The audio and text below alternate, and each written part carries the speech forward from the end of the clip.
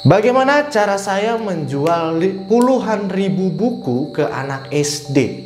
Pahami market Anda, kuasai keadaan, ciptakan emosional audience market Anda, lalu Anda tawarkan produk Anda.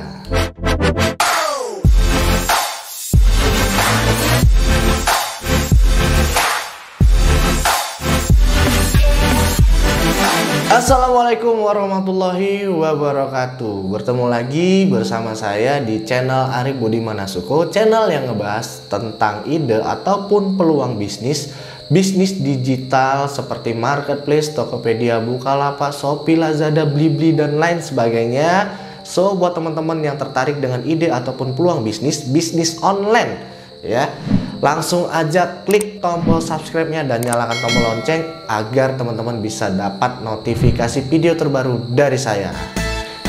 Bagaimana cara saya menjual puluhan ribu buku ke anak SD? Pahami market Anda, kuasai keadaan, ciptakan emosional audience market Anda, lalu Anda tawarkan produk Anda. Ya, pada kesempatan kali ini saya ingin berbagi ya ke teman-teman semua. Sebelum saya berbisnis online seperti saat ini, banyak hal yang saya lakukan seperti itu. Salah satunya saya pernah bekerja, yaitu bermain dana BOS ya, untuk anak SD di wilayah kisaran, dan kita juga dituntut untuk ngejual buku pada waktu itu. Nah, bagaimana sih caranya ya saya bisa ngejual puluhan ribu buku? Ya, ini ngejual loh ya, ngejual puluhan ribu buku ke anak SD. Karena nggak gampang ya teman-teman ya. Boleh teman-teman cek, misalnya teman-teman langsung nawarin buku ke anak SD, nih beli buku nih, beli buku ini bagus, buku ini bagus. Nah, mereka itu nggak bakal tertarik gitu ya. Jadi ketika kita menawarkan buku itu paling ya berapa orang aja yang membeli ya. Karena nggak sesuai dengan keadaan mereka. Tapi saya kok bisa menjual puluhan ribu buku, itu bagaimana caranya? Dan pada study case kali ini akan saya bongkar ya ke teman-teman semua. Pahami market Anda, kuasain keadaan, ciptakan emosional audience market Anda, tawarkan produk Anda. Itu kuncinya ya. Jadi ketika saya ingin menjual buku ke anak SD, saya tidak langsung menjual ya. Saya tidak langsung menawarkan ini ada buku bagus. Saya tidak melakukan seperti itu.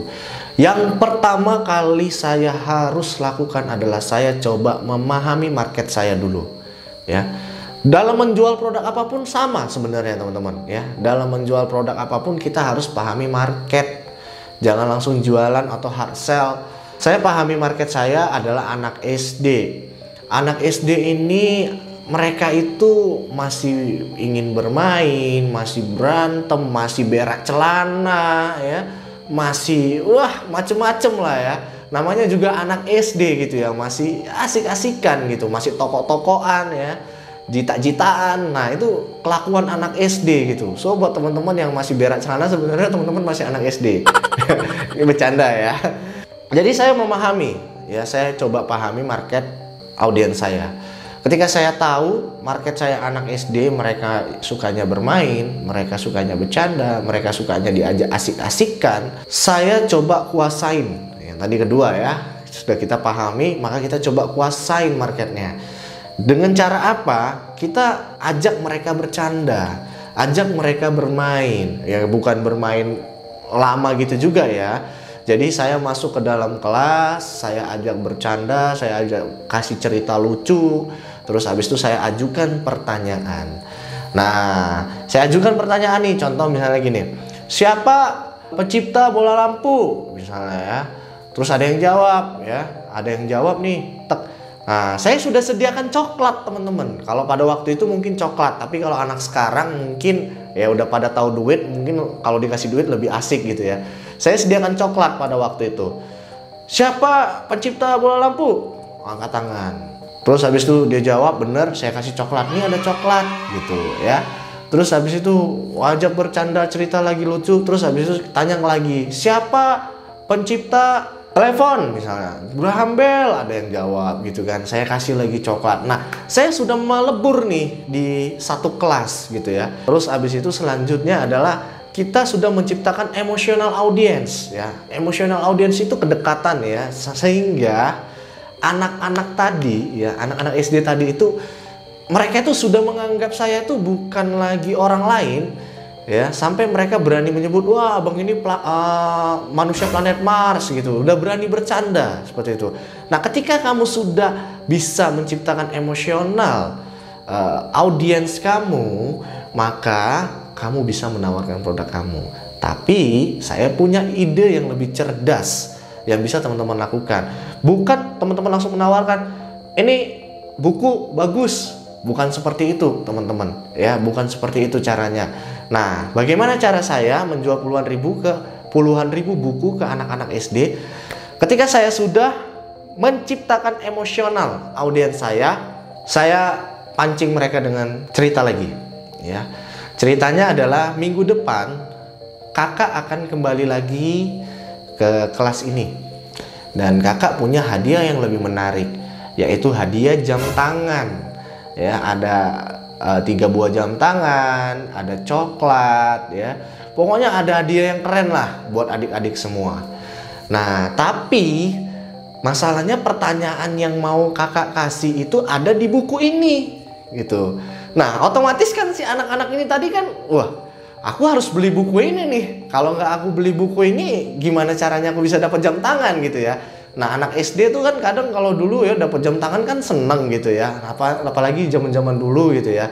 Ketika kita bilang seperti itu ya, si anak SD ini tuh langsung langsung dia ingin membeli gitu ya. Jadi selain menjual ya, tujuan saya pertama ya, banyak orang ngejual buku ke anak SD misalnya. Terus habis itu dia tidak punya tidak punya rencana yang bagus supaya anak itu mau membaca buku. Tujuannya hanya mencari profit. Nah, saya itu pingin menjual, tapi saya pingin juga anak itu membaca buku tersebut gitu. Jadi dia ada manfaatnya buat si anak tersebut gitu.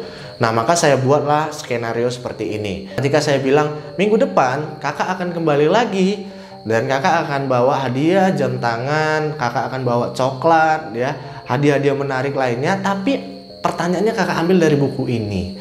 Kira-kira ada nggak yang mau beli buku ini? Wah, langsung semua pada beli, semua pada mau beli seperti itu.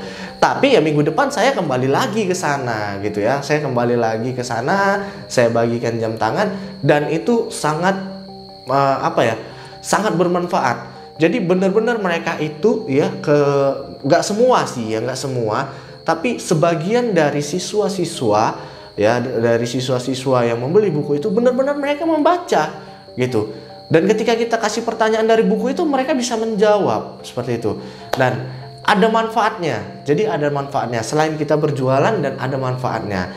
Nah, itulah strategi yang saya pakai pada waktu dulu sebelum saya bisnis online ya. Bagaimana caranya saya berjualan puluhan ribu buku ke anak SD, teman-teman. Ya.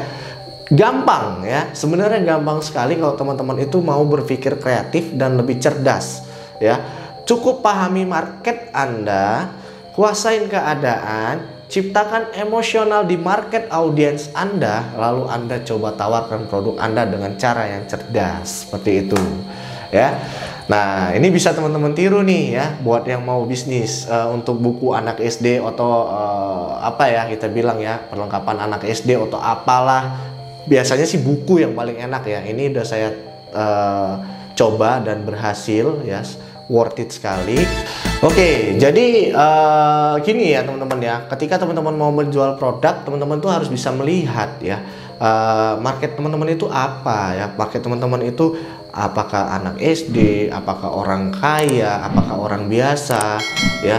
Nah, menjual produk itu tidak selalu harus kita langsung menawarkan produk hard selling ya.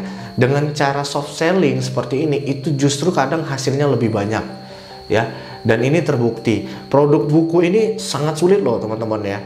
Apalagi ini kan bukan buku mata pelajaran ya, bukan mata pelajaran inti ya. Ini buku penunjang dan ini tidak tersangkut dengan dana bos. Gimana caranya kita bisa menjual buku ini ke anak-anak SD itu nggak gampang ya. Tapi ketika teman-teman bisa memahami market, teman-teman bisa kuasain keadaan di audiens teman-teman, lalu bisa menciptakan emosionalnya, maka ketika teman-teman menawarkan suatu produk itu sangat-sangat gampang sekali untuk laku seperti itu ya. Bahkan di online sendiri pun juga sama ya, ada yang namanya video ya, jenis-jenis video mungkin di next saya akan jelaskan. Video itu ada banyak jenisnya, yang salah satunya adalah tingkatkan emosional audience market Anda. Supaya apa? Supaya mereka tertarik seperti itu. So, buat teman-teman semua, semoga video singkat ini bermanfaat ya. Jangan lupa sekali lagi teman-teman klik tombol subscribe, nyalakan tombol lonceng untuk dapat video notifikasi terbaru dari saya. Sampai ketemu lagi di next video. Assalamualaikum warahmatullahi wabarakatuh.